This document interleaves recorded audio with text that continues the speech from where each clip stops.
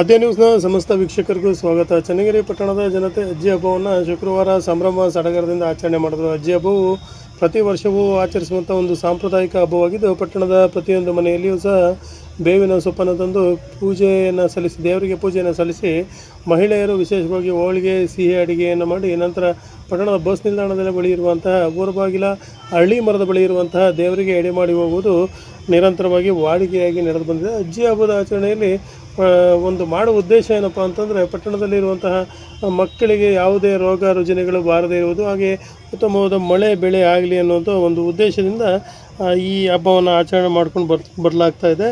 ಪ್ರತಿ ವರ್ಷವೂ ಸಹ ಜೂನ್ ತಿಂಗಳಲ್ಲಿ ಈ ಹಬ್ಬದ ಆಚರಣೆ ಮಾಡಲಾಗಿದ್ದು, ಊರ ಬಾಗಿಲ ಒಂದು ಹಳ್ಳಿ ಮರದ ಬಳಿ ನೀವು ನೋಡ್ಬೋದಾಗಿದೆ. ಮಹಿಳೆಯರು ಒಂದು ಬೇವಿನ ಒಂದು ಸೊಪ್ಪನ್ನು ಇಲ್ಲಿಗೆ ತಂದು ಹೋಳಿಗೆ ಎಡೆಯನ್ನೆಲ್ಲ ಇಟ್ಬಿಟ್ಟು ವಿಶೇಷವಾಗಿ ಒಂದು ಪೂಜೆಯನ್ನು ಸಲ್ಲಿಸ್ತಿರುವುದನ್ನು ನೀವು ನೋಡ್ಬೋದಾಗಿದೆ. ಹಾಗೆಯೇ ಚನ್ನಗಿರಿಯ ಸಮಸ್ತ ಜನತೆಗೂ ಸಹ ಒಂದು ಅಜ್ಜಿ ಹಬ್ಬದ ಶುಭಾಶಯಗಳನ್ನು ಆದ್ಯ ನ್ಯೂಸ್ ಸಹ ತಿಳಿಸ್ತಾ ಇದೆ. ನಿಮಗೆಲ್ಲರಿಗೂ ಅಜ್ಜಿ ಹಬ್ಬದ ಒಂದು ಶುಭಾಶಯಗಳು. ವರದಿ ಸತೀಶ್ ಪವಾರ್, ಚನ್ನಗಿರಿಯಿಂದ.